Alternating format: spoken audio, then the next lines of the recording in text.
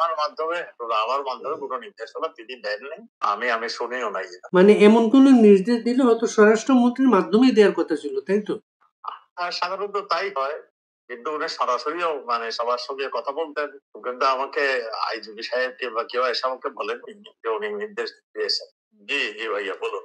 একটা রিপোর্ট বেরিয়েছে, এটা বিদেশি গণমাধ্যমকে উদ্ধৃত করে উনি বলা হয়েছে তারা একটা রেকর্ডিং পেয়েছে, যেটাতে বলা হচ্ছে প্রধানমন্ত্রী শেখ হাসিনা মারণাস্ত্র ব্যবহারের অনুমতি দিয়েছিলেন, নির্দেশ দিয়েছিলেন আন্দোলন দমনের ব্যাপারে। আপনি স্বরাষ্ট্রমন্ত্রী হিসেবে উনি আইন শৃঙ্খলা বাহিনীকে 16 জুলাইয়ের পরে আইন শৃঙ্খলা বাহিনীকে নির্দেশ দিয়েছিলেন আন্দোলন দমন করার জন্য মারণাস্ত্র ব্যবহারের জন্য। এটা এটা প্রধানমন্ত্রীকে বলতে হয় না, একটা গাইড বুক আছে। পুলিশের যখন সারদা ট্রেনিং এ দেয় তখনই তাদের শিখিয়ে দেওয়া হয় বম কিভাবে কন্ট্রোল করতে হবে, কখন কি করতে হবে।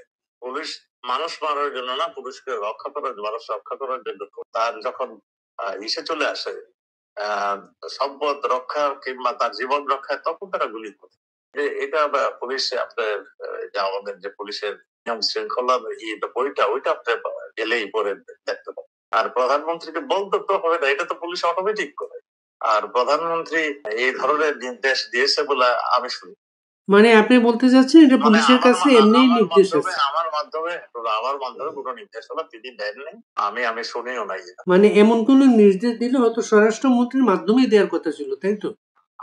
সাধারণত তাই হয়, কিন্তু উনি সরাসরিও মানে সবার সঙ্গে কথা বলতেন, কিন্তু আমাকে আইজিপি সাহেব কিংবা কেউ এসে আমাকে বলেননি যে উনি নির্দেশ দিয়েছেন।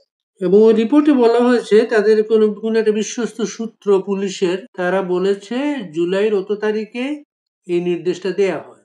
আমি শুনি নাই, এখন আমারও শোনা জানার অজান্তে যদি কিছু হয়ে থাকে সেটা ওইখানে বলা হচ্ছে তারা ওনার কণ্ঠস্বর পরীক্ষার মাধ্যমে নিশ্চিত হয়েছে বিষয়। এখন দেখেন কণ্ঠস্বর এই আর্টিফিশিয়াল ইন্টেলিজেন্স এত স্ট্রং হয়েছে, এগুলো ম্যাচ করে ফেলে। তো আপনি তো সবই জানেন, আপনি অস্ট্রেলিয়ার সাংবাদিকতা করছেন, সবই জানেন। এখন আমি আমি এই সম্বন্ধে অজ্ঞ, আমি সঠিক জানি না। এখানে আওয়ামী লীগের একজন মুখপাত্রের কথা উল্লেখ করা হয়েছে, নাম বলা হয় নাই। আওয়ামী লীগের মুখপাত্রটা আসলে কে?